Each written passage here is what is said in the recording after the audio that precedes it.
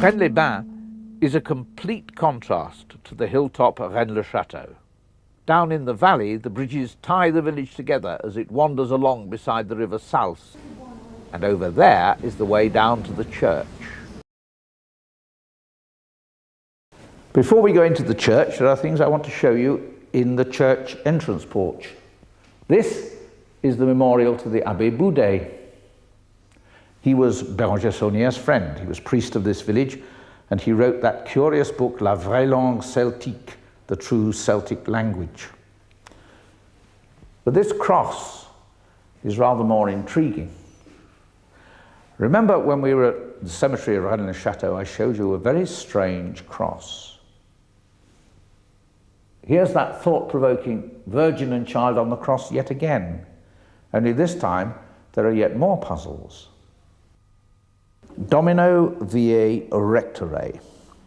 There was a priest of this village called Viae who caused this cross to be erected. But some people have interpreted the phrase to mean to the master who shows us the way. Well, in a moment I'm going to show you Viae's grave in the churchyard, and there'll be yet more food for thought.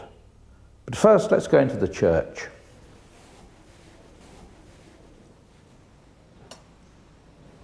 In this side chapel is a painting which has exercised a lot of brains applied to the Saunier mystery. It's Mary with the dead Christ. Interestingly, it's a copy of a painting by Van Dyck, which is in the museum at Anvers. But it's a reversed mirror image, and it's known as le Christ au lièvre, the Christ of the hare. It was Gérard de Sède who brought me to see it first in 1971, in the gloom and the darkness. It was called the Christ of the hare, he told me, because the shading on the right knee of Jesus looked like a hare's head. He also told me that there was another hidden spider, araignée, in the bottom right-hand corner. It was disguised to resemble the crown of thorns, he told me. Again, I had to wait for my return to England so that my flash photographs would show me what he was talking about. You'd have to strain your imagination to see the crown of thorns as a spider. Someone must have told de Sède that there was a spider image in the bottom corner, and he'd assumed it was the crown, which was all that could be made out in the gloom. But there is a spider-like image. It's a weed. So the spider, l'araignée, is there. But what of it? Doesn't seem to get us anywhere. My flash photograph also gave me further food for thought about the hare's head on Jesus' knee. There's an even better hare's head in his right armpit. And you must admit, it's a bizarre and totally unnatural bit of anatomy. People have read all sorts of treasure clues into this strange picture.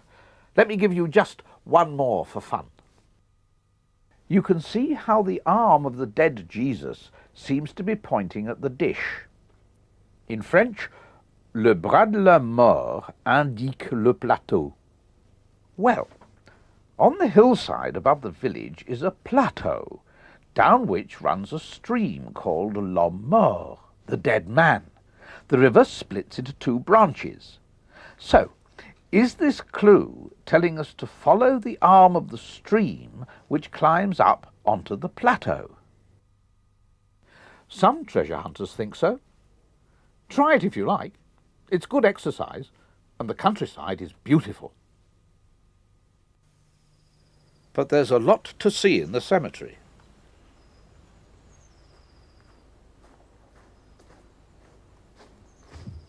This pillar turned up here only a few years ago. As you can see, it's been scraped flat. But it's a remarkable match in form and size to Saunier's famous hollow pillar, including what seems to be an identical mortice hole. Perhaps it's the missing one of the pair. The cemetery is much changed from the way I first knew it. There was a devastating flood in 1992, which overturned many of the graves and destroyed the boundary walls.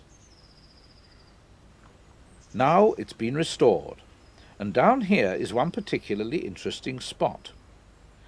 Today it's marked by a little wooden cross bearing a familiar name. Plantard. Pierre Plantard, late Grand Master of the Priory of Zion, acquired it. But the earlier accounts of the Saunière story made quite a thing about this place. It's supposed to be part of an alignment. De Sède gives us a map of it. Here, he tells us, was a lime tree, from which you could follow a line which passed through a tomb built by the Abbé Boudet for his mother and sister. The line continues through the grilled window in the church wall, then the ball in the roof, then up over the mountain to arrive at Rennes-le-Château church. On the way it supposedly passed through a menhir, a standing stone, which was carved in the shape of a man's head.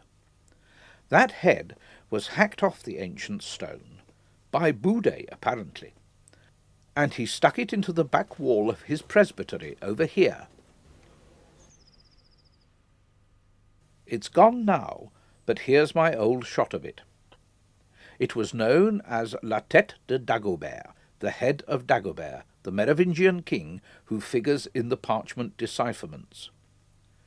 There's a hollow in the top, supposedly a depiction of the ritual incision made in the skull of the deceased by the Merovingians to prevent the dead from returning. I wondered why anyone would vandalize an ancient menhir and then stick it in a wall.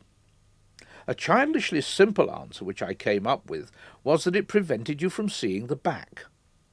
Some years later, I wondered if there might not be something in the idea when I came across this rather crude drawing of it. On the back there is what is known as the carré magique, the magic square, which reads the same up and down and back and forward.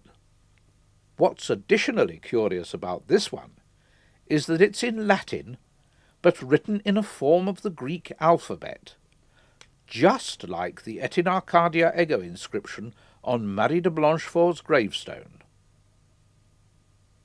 But there's something else you must see. Remember in the porch the cross erected by the priest Jean Villet. Here's his grave. And just like the odd dating we saw at Rennes-le-Château, here his date of death is the first of the 7 BRE. What stands out is the 1 and the 7. 1-7 Janvier, the 17th of January, a date which for some reason has significance in the Priory of Zion's calendar. Back in the 70s, hidden away behind Janvier's grave was another tombstone. It's disappeared now, but here's my 1971 photograph. This stone once marked the resting place of Paul Urbain, Comte de Fleury. And let me show you yet another grave of the same man.